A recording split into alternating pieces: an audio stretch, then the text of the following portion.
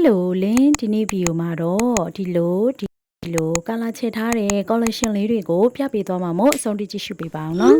ပထမပုံဖြစ်တဲ့ခရူးပုံကိုတော့ boss ရဲ့ bright color CD တွေက orange လေးကိုသုံးပြီးချဲထားတာဖြစ်ပါတယ်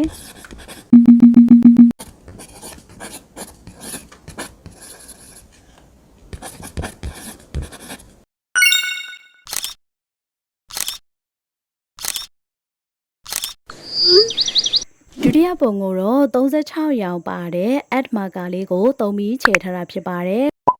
ကာလာနံပါတ်အနေနဲ့ဆိုလို့ရှိရင်64 Indian Blue လေးရဲ့ကာလာနံပါတ်2ဖြစ်တဲ့ orange နဲ့ကာလာနံပါတ်23 orange လေးနဲ့ချဲထားတာဖြစ်ပါတယ်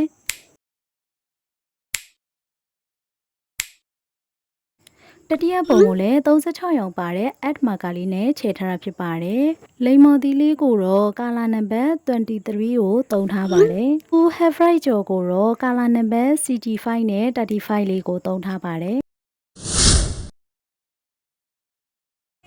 Coffee ခွက်ကိုတော့76ကာလာလေးနဲ့ coffee ရောင်လေးကိုကတော့97ကာလာလေးကိုသုံးထားပါတယ်။ Strawberry အတွက်ကိုကတော့ကာလာနံပါတ်11လေးကိုသုံးထားပါတယ်။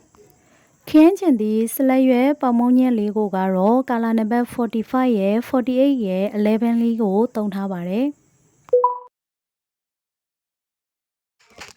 စတုထမြောက်ပုံလေးကိုလည်း36ရောင်ပါတဲ့ add marker လေးနဲ့ခြေထားတာဖြစ်ပါတယ်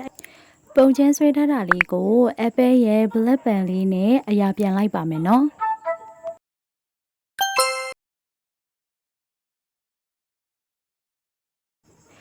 ခြေထားတဲ့အယောင်လေးသုံးတာများသွားတဲ့အတွက်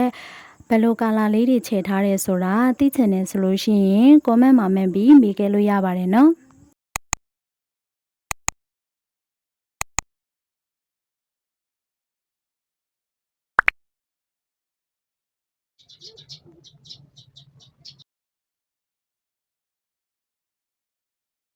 ပြင်စမမြောက်ပုံလေးကိုလည်း36ရောက်ပါတဲ့ add marker လေးနဲ့ခြေထားတာဖြစ်ပါတယ်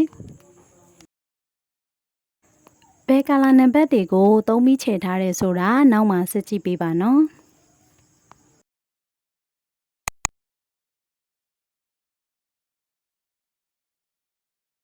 ကာလာအနေနဲ့ကတော့ကာလာနံပါတ်123နဲ့ကာလာနံပါတ်23လေးကိုသုံးပြီးတော့ခြေထားတာဖြစ်ပါတယ်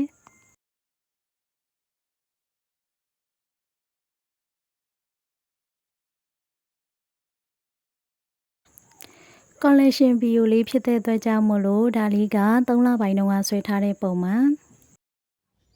စထမပုံကိုလည်းကာလာချဲထားတာတွေများတဲ့အတွက်ကြောင့်မို့လို့သုံးထားတဲ့အယောင်လေးတွေကိုသိချင်တယ်ဆိုရင်တော့ comment မှာမှတ်ပြီးမေးခဲ့လို့ရပါတယ်နော်ဗီဒီယိုလေးကိုဆုံးထိကြည့်ပေးရတဲ့အတွက်ကျေးဇူးအများကြီးတင်ပါတယ်ဒီဗီဒီယိုလေးကိုကြိုက်တယ်ဆိုရင် like and subscribe လုပ်ဖို့မမေ့ပါနဲ့နော်နောက်ဗီဒီယိုမှာပြန်တွေ့ကြမယ်တတန်